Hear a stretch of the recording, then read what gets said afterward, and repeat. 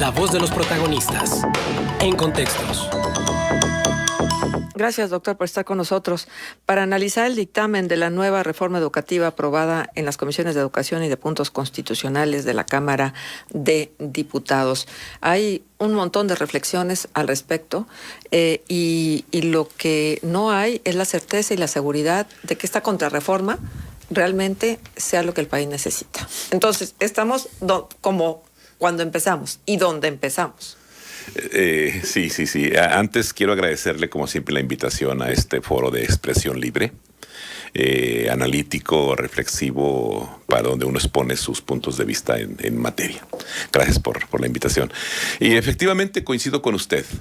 Después de revisar las propuestas que se hicieron desde el 12 de diciembre, que fue la fecha que el presidente actual envió la iniciativa al Congreso, y los siguientes días, las siguientes declaraciones, hay muchas contradicciones.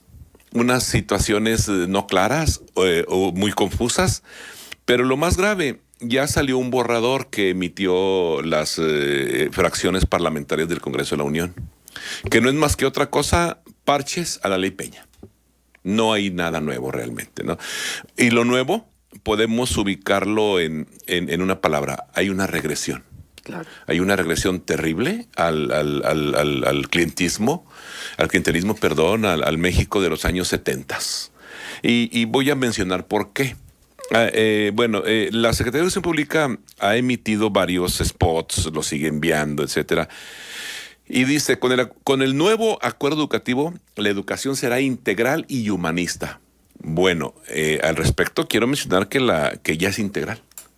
El artículo 3º de la educación vigente y la misma propuesta que envía este gobierno menciona claramente en los fines de educación. La educación que imparte el Estado, Federación, Estados y municipios y Ciudad de México tenderá a desarrollar armónicamente todas las facultades del individuo, con respeto a los derechos humanos y la cultura de la paz.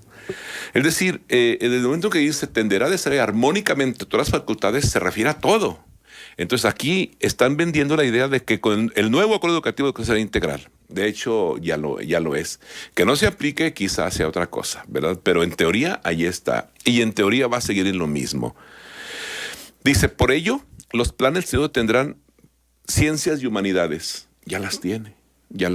Dice el propio artículo 3º que la educación en México se basará en el desarrollo científico. Luchará contra los fanatismos y prejuicios. Entonces, ¿qué significa eso? Tiene un enfoque 100% científico y al mismo tiempo humanista, los cuales están en un campo formativo. Y ese campo formativo es el que se encarga de ya ubicar lo que está proponiendo este nuevo gobierno, que es el civismo. El regreso al civismo y a la historia. La historia es una asignatura. Reitero, que no se lleve como debe ser, es otra cosa. Pero ya todo esto que se está proponiendo por este gobierno en la reforma, el artículo 3º, ya existe. No hay nada nuevo. Y está fundado tanto en la Ley General de Educación y principalmente en el artículo 3º. Entonces, no podemos hablar de novedades. Podemos hablar de situaciones de parches ubicados, pero para una regresión, que eso es lo que nos preocupa a quienes tenemos. Dice, el señor Moctezuma, que es el secretario de Educación, presentó en 13 puntos una comparación entre la reforma educativa de Peña, directamente así, reforma educativa 2013, y la iniciativa de este gobierno de 2019. Y los puntos que dice que son 14, 8 ya existen. 8 ya existen, ¿eh? Con cualquier situación podemos incluso mencionar la base teórica o la base normativa con que está vigente en México ya. Esto deja entrever entonces la posibilidad de que Esteban Moctezuma ni siquiera conocía la reforma del 2013. Esteban Moctezuma lucha mucho y se esfuerza, pero aún no ha articulado un discurso pedagógico propio. Al contrario. Ese es el problema. Doctor, pero hay algo que sí llama la atención, ¿no? A lo mejor el espíritu de la reforma no tiene nada nuevo. Pero luego, si nos vamos a los detalles de esta reforma, es cuando encontramos que hay un proteccionismo hacia los maestros que luego se cuestiona mucho, ¿no? Esto que dijo Esteban Moctezuma con toda puntualidad, no va a haber evaluación. Es terrible, es terrible. Mire, Y aquí va a haber un problema con la OCDE. Porque México es parte de los países que firmaron el Acuerdo Mundial de Evaluación del año 2010. De ahí procede la reforma educativa de Peña. Entonces México no se ha salido de ese tratado internacional. Entonces, al ubicar fuera la evaluación, se está saliendo fuera porque en América Latina, por ejemplo, países que no están a la altura de México en educación un poco menos desarrollado, como Perú, como Bolivia, evalúan a sus maestros desde hace 5 años. No se diga Argentina, Chile y Brasil. Ellos evalúan a sus maestros desde hace 15 años, con buenos resultados. Han desarrollado ciertos estándares educativos. Los países de Europa, Finlandia, todos son a sus maestros. Países que incluso no son de la OCDE, como Cuba, evalúan a sus maestros cada 4 años, cada 5 años. Y si no, son idóneos. Bueno, sí. Aquí lo que ha dicho, lo que pasa, bueno, volvamos al origen. El origen son compromisos de campaña. Compromisos de campaña. ¿Con los sindicatos? Con el sindicato. ¿O con el país? Con el sindicato. Con el sindicato. Claro. El CENTE y la CENTE. Bueno, que la CENTE es parte del CENTE, no se ha salido. O sea, con el CENTE y la otra facción que es la CENTE. Hay compromisos que se tienen que cumplir y son grupos radicales. No son grupos fáciles de dialogar, de sentarse en la mesa, no, son de tomar la calle y con una capacidad de resistencia terrible, de estar meses y si es posible 1 año o 2 en la calle. Entonces el gobierno lo sabe y quiere evitar problemas. Oaxaca tiene todavía resabios de esa toma. Oaxaca y Tabasco últimamente, ¿verdad? Ahí están otra vez precisamente Tabasco. Ya están de nuevo en las vías de ferrocarril, pero ahora son los normalistas. O sea, aquí hay una situación de compromisos que al parecer los quieren cumplir a como de lugar. Aunque eso implique un retroceso educativo, omitiendo la reforma actual, lo principal, la evaluación docente, que había dado cierto rumbo y certidumbre. Claro. Y se va a omitir. Eso no exenta que sí esté contemplado la formación, la capacitación, etcétera. Y los maestros están, no están muy contentos con esta propuesta porque dicen, como siempre, van a querer que utilicemos nuestro tiempo de descanso, nuestro tiempo libre, fuera del aula, para que nosotros nos capacitemos. Entonces dicen los maestros, ¿por qué? No, pero siempre ha habido capacitación. En línea, light, como se le quiera llamar, pero la ha habido. Ahora se va a hacer énfasis en eso, pero aquí hay un grave problema. Ha habido reducción presupuestal. No hay presupuesto para el materia.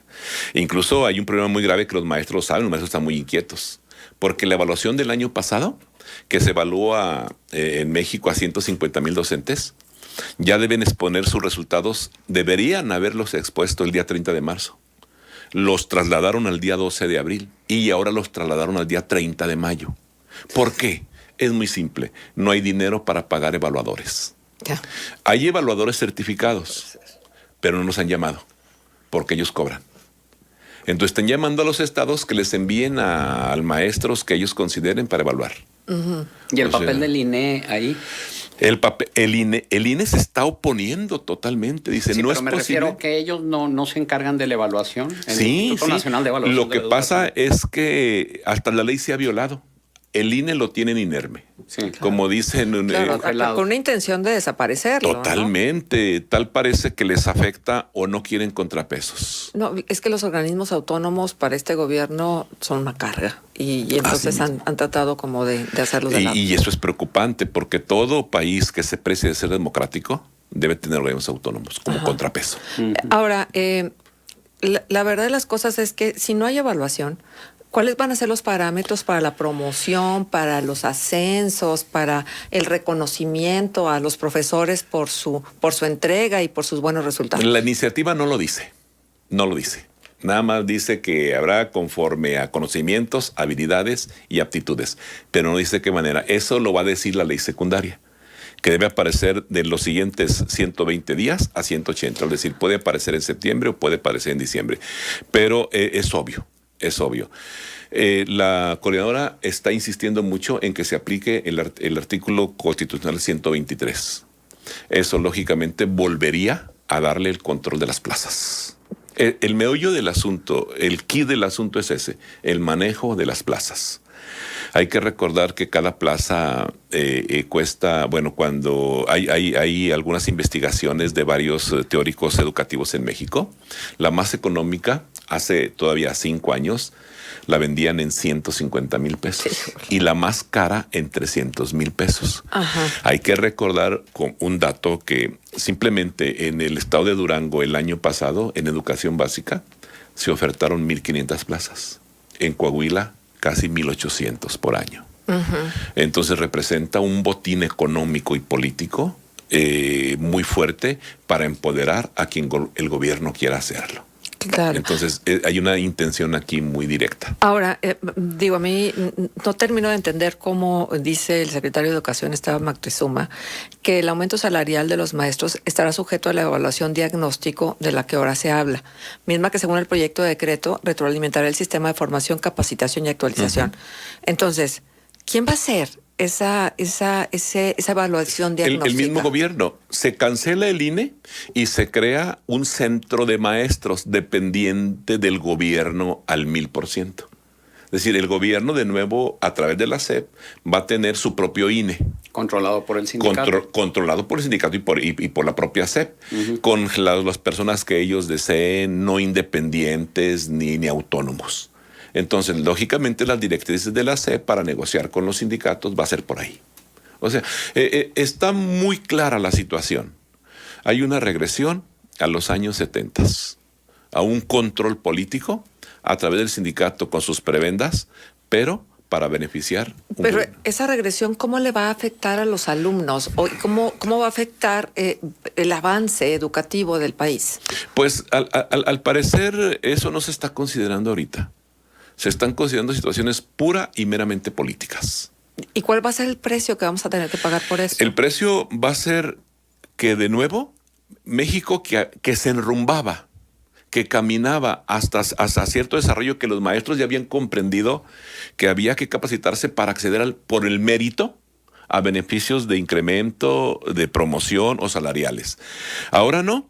Ahora de nuevo el sindicato con la SEP, porque la SEP ha dicho que va a crear una línea telefónica llamada Cero en Conducta, donde se pueden denunciar aquellos ilícitos, aquellas travesuras que se hagan. Bueno, ya sabemos lo que eso significa, ¿verdad?